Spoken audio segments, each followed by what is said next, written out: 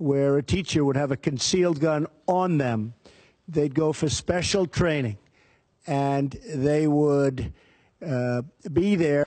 And if you do this, and a lot of people are talking about it, and it's certainly a point that we'll discuss, but concealed carry for teachers and for people of talent, of that type of talent. So let's say you had 20% of your teaching force, because that's pretty much the number.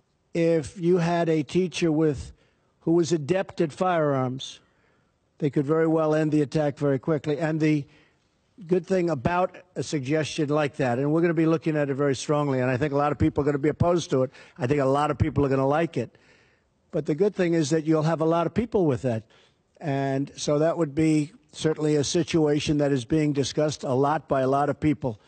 You'd have a lot of people that'd be armed, that'd be ready. They're professionals. They may be Marines that left the Marines, left the Army, left the Air Force, and they're very adept at doing that. You'd have a lot of them, and they'd be spread evenly throughout the school.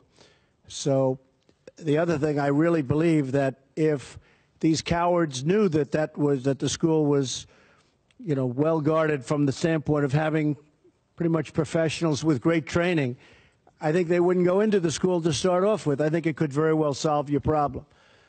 So does anybody like that idea here? Does anybody like it? Right? And do people feel strongly against it? Anybody? Anybody? Strongly against it? All right. I mean, look, we can understand both sides of it. And certainly it's controversial, but we'll study that along with many other ideas. Anybody else something to say? Yes, go ahead.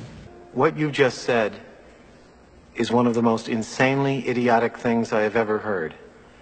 At no point in your rambling, incoherent response were you even close to anything that could be considered a rational thought. Everyone in this room is now dumber for having listened to it. I award you no points, and may God have mercy on your soul.